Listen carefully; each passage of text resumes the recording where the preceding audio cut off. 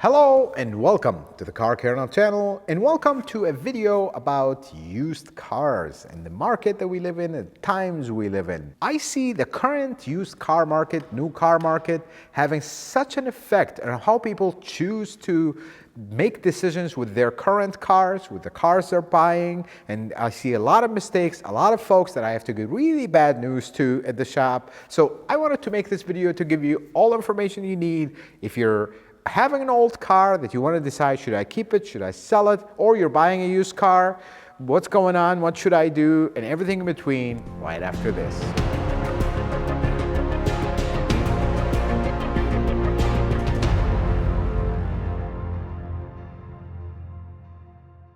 So here's what's going on with the used car market, so we are clear and we are on the same page. Used cars and new cars are very tough to find, and it's kind of creating a domino effect.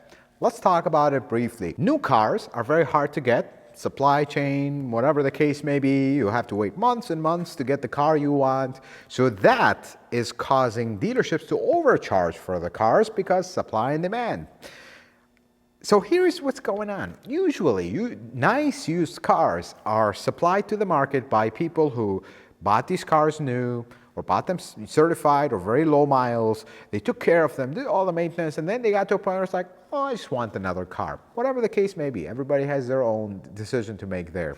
So they trade these cars in, get a new one, and life is good. But those people, because of the current market, like, I'm not gonna overpay $10,000 for this car. I'm not gonna wait 8 months for a car when I have a perfectly fine car. I'm just gonna keep it longer until we pass these times.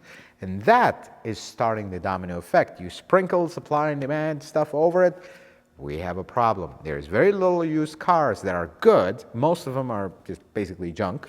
And new cars are hard to get. Dealerships are overcharging for cars, and dealerships are even overpaying for used cars because they have nothing on the lot. They also need to stay alive. So that is really causing havoc on people's decisions when it comes to their older cars. How do we fix them? How much is the limit? And then people buying used cars, what is a good used car? What's going on? And I see this in the shop over and over and over from both sides. People just bought a car that is just basically junk, or people that have an old car that they need to decide, should I spend a lot of money to fix it and keep it or not? So in this video, I'm gonna give you pointers on both. Let's start with the first one. Here are the top mistakes I see people make when it comes to keeping their older car or a car that has a lot of miles, whatever the case may be. I see the same scenario over and over and over. I have an old car. I've had it for 10 years. It has a lot of issues. It has a lot of miles. And just to sprinkle a little bit more stuff on top of it, where I live in the Midwest, in the Chicago area, we have rust on top of that. And that really wreaks havoc on things. So here is what number one mistake I see. Customer brings in the car to the shop. I have a giant list of problems with this car. Basically, everything is wrong with it. I can't really afford to buy a used car at these prices, or I don't want to overpay for a car, so I want to keep this one longer. Just keep it until things change, or whatever the case may be. The first question I ask people, and you should be asking yourself as well when you're in that situation, do you have a plan? Or what is the plan? And what I mean by that is, how long do you want to keep this car? That is a very important question. And if your mechanic does not ask you this question when it comes to this scenario, you might want to find a new one. Because the typical answer of Toyota people will be, oh, I want to keep the car till the wheels fall off. This car will outlast me. Sure, great, that sounds great as a joke, but that's not realistic. Nothing lasts forever. Some Toyotas are really good, and they really last a long time if you take care of them, but still, there come a point where they're done. That's just a simple reality of things. So when I ask you, what is the plan? Oh, I want to keep this car for a year or two. I'm giving it to my kid. He's going to learn how to drive in it. Or I want to keep this car for 3 years. Then I will get certain bonus, whatever, from work so I can buy another car. Or simply, I want to keep this car until the market gets better so I can actually buy a decent car for a decent price. That's valid. But you need to have a concrete plan. of what do you want from this car. Because based on your plan, I will advise you accordingly. If you come tell me I have an old rusty car that's falling apart and you want to keep it for 5 to 7 years, I might get to a point where I tell you, this is not realistic. You're not going to get this long. So that's the point where you want to stop, revisit your plan, because fixing this car might not be worth it. But on the opposite side, somebody comes in, I want to keep this car with a realistic plan. I have an old car, it's falling apart. I want to keep it for a year or two. I'm going to give it to my kid. He's going to learn how to drive in it. I already have another car.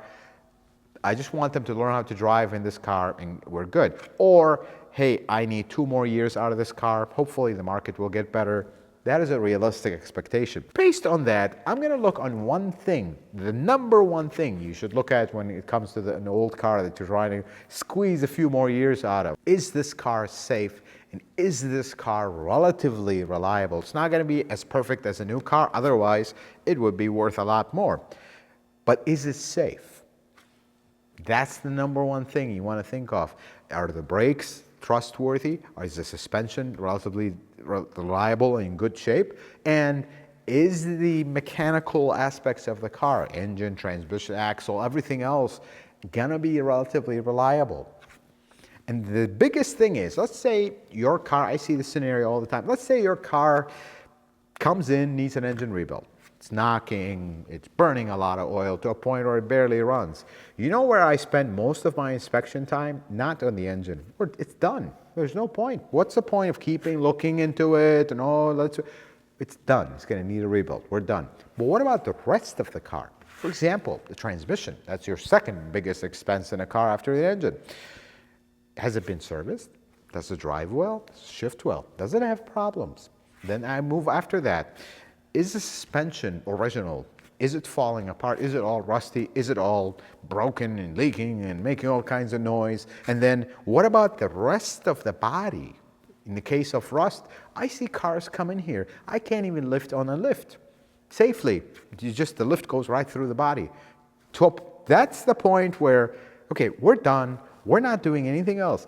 This car is not worth it because it is not safe. People will say, oh, but my friend can lift it from... That's fine. But if the car can't be lifted, how are you going to change a spare tire on the side of the road? You can't.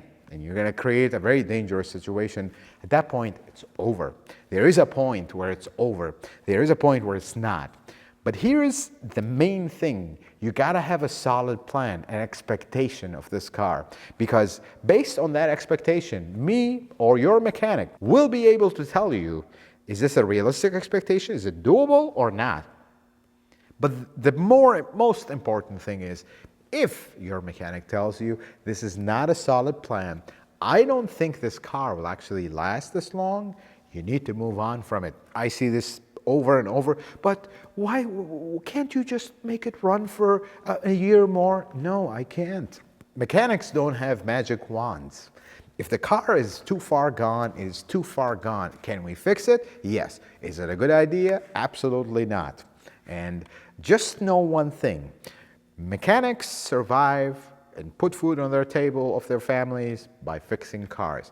When this person, that their sole source of income is fixing cars, is telling you, you should not fix this car, you should take it and do whatever you want with it, but don't fix it, it's not worth it.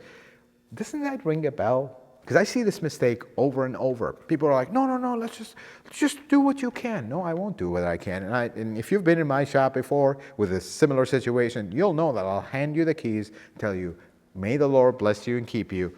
We're not fixing this car. Even if you want to, I'm not working in your car because I don't think you should keep it. It's too far gone. It's over. And I hope what I just said here gives you the picture. And then there is a different type of problem that I see also all the time. People buying used cars in this market without an inspection. Folks, that is a grave mistake. It is such a bad mistake because it is one of my worst moments when I have a customer in front of me that just bought a car that is absolutely not worth keeping. Recently, we had a 2005 4Runner. A customer paid an exuberant amount for because it's a 4Runner, it's a Toyota, it may run forever, they're the greatest car ever, you need nothing. Yet I couldn't even lift the frame because the frame was completely rotten. You look at this car from the outside, it looks like the best thing in the planet. It has wax on it, it looks beautiful. But you look underneath it, it's all gone.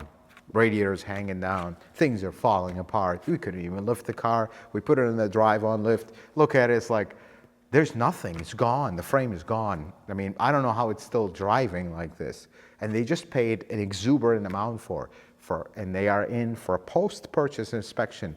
One of the worst ideas in the planet, folks. I really get nervous when I do post-purchase inspections because you already bought it. What am I going to tell you? I really hope it is a good car because then we are in a really bad situation.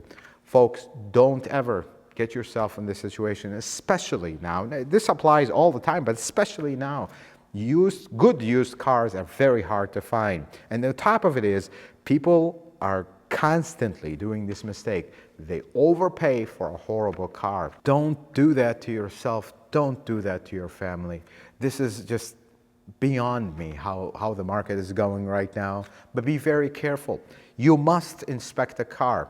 If you don't know what you are looking at, don't start checking interior. Does this work? Does that work? We're talking about structural stuff here, folks. Is the frame rusty? Is the engine healthy? Is the transmission healthy? Because the body and the interior and all that can be fixed. But again, you're buying a used car. So what if the interior looks a little raggedy? So what if the body has a bunch of scratches on it? That can be fixed, and that doesn't affect the main function of the car, which is driving safely and relatively reliably. You gotta check underneath it. 90% of the story of any car starts with the underneath inspection, not up top. Anybody can shine up any horrible car to look beautiful. Outside, inside, under the hood, but when you look underneath it is when you see the real story. Folks, this is very important, please. Don't use the current car market as an excuse to make bad decisions. Folks, people surrender to this. You can still find good cars, but you have to really spend the extra effort. You can still make the right decision with your old car, but you really need to have all the facts on the table before you do so. I see this scenario all the time. You have an old car. It needs a lot of work. Number one thing is, you need to determine, is this car too far gone or is still potentially savable? And if it's too far gone, it's over.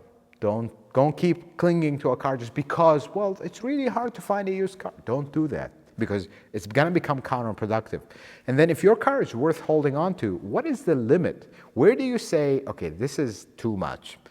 People often will say, well, if you're going to total the car, oh, this repair will total this car. Is it really?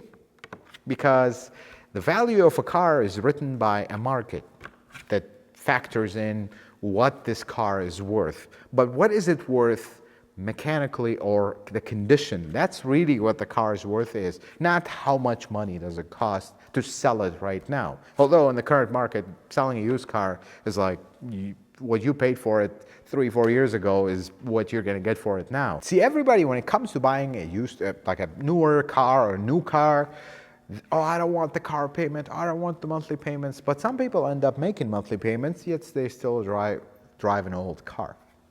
Because it keeps, every month or two, you're spending $300 here, $500 there, you broke down the tow, the this, it just doesn't make sense. So when you have a solid plan, hey, I want to keep this car until the market gets a little bit better so I can buy a decent car for a decent price. I just want to keep this car going. The number one thing is safety, nothing else.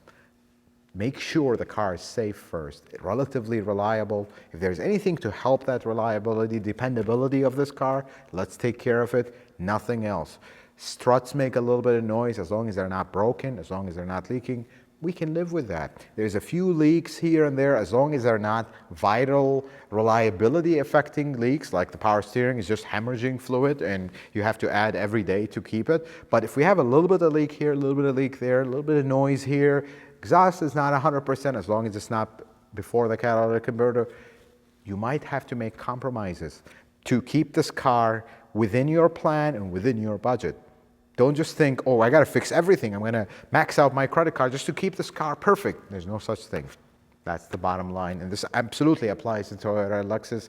Anybody that tells you, just buy a Toyota, they're the best thing in the planet. They are good cars. But you buy the wrong one, you will be so sorry, and your bank account will reflect it. Folks, be careful with this. Last thing that people always do is rush when they're buying a used car. Folks, it is more important than ever that you do not rush when buying a new car. Recently, I went to help a neighbor buy a car, and they have looked through the internet, located a few Highlanders that we went to look at. One of them, I literally told the salesman after they drove it, they loved it, and they were like, okay, well, this is nice, this could work for us. I drove it. I did not drive it on the street. I literally just took off, stopped, pulled over. I'm like, we're done. You're not buying this car. The salesman was like, what? I told him, this is a car that the auction would be ashamed of. Thank you very much. Have a nice day. Then we went to look at another car. I didn't even allow them to test drive it and waste their time because the car looked horrible. Doors sagging, bodies all put together with Bondo. What are these cars? Dealers should be ashamed of putting cars like that. Folks, do not rush when you're buying a car. If you don't know about cars, if you're not sure, even if you are a car guy and you know about cars, get an opinion, because you can't look underneath this car properly without putting it on a lift. Get a pre-purchase inspection. Or if you know about cars, ask the dealership. Put it up in the air. Let me look at it. Spend the time. Look very carefully, because I see so many people buying their own cars these days. It is just the worst days for me at the shop when somebody just bought a car and I have to tell them this car is too far gone. It's not even worth fixing. I would get rid of it right away. This is horrible. Folks, don't rush. And the most important thing, that delicate balance of should I keep my old car going or should I go just take the plunge, overpay for a car and buy it. That's a very delicate balance. You really need to decide in calm, not rushed. Do the math, get an estimate of repair for what your car is going to need. And if it's too far gone, it's too far gone. It's over. If it's not, get an estimate for repair, get a second opinion. If you're not 100% trusting your mechanic, then go shop for cars, because you might actually just get lucky and find something that is decent, checks all the marks for you, your mechanic is happy with it. Hey, why are we doing this then? But you gotta have a solid plan, folks. I see this mistake over and over and over, and a solid plan never begins with, I wanna keep this car till the wheels fall off. That is not good. We don't want wheels falling off. That's dangerous. You cannot keep a car forever. I see this all over the internet. People, buy a Toyota. It is the best thing in the planet. You'll never have a single issue. There's no such thing, folks. I own a shop that only works on Toyota and Lexus. If they were the most reliable thing in the planet, nothing goes wrong with them, then I would be living on the street. That's not the case. Every car has its issues. They are reliable, but they will have their issues. And you buy a neglected one, you will have nothing but problems. Toyotas and Lexus love their maintenance. They need their maintenance to survive. You need to take care of these cars in order for them to survive. So when you go and buy one that has been neglected till the limit, when the mechanic told them, get rid of this car, it's too for you, neglected this thing, and then they trade it in and you go buy that car, we have a major problem. Folks, there's a very small number of nice cars out there. It's going to take you a lot of effort to find one. If you have to overpay for it, what are you going to do? This is the market. But never overpay for a bad car. Please take your time, do the math, have a solid plan. Folks, I hope this video is helpful and informative. I hope you learned something new. If you like it, consider giving it a thumbs up. If you're not a subscriber, consider subscribing to the channel. Check out some other videos. Until the next video, folks, may the Lord bless you and keep you, and you have yourself a wonderful day.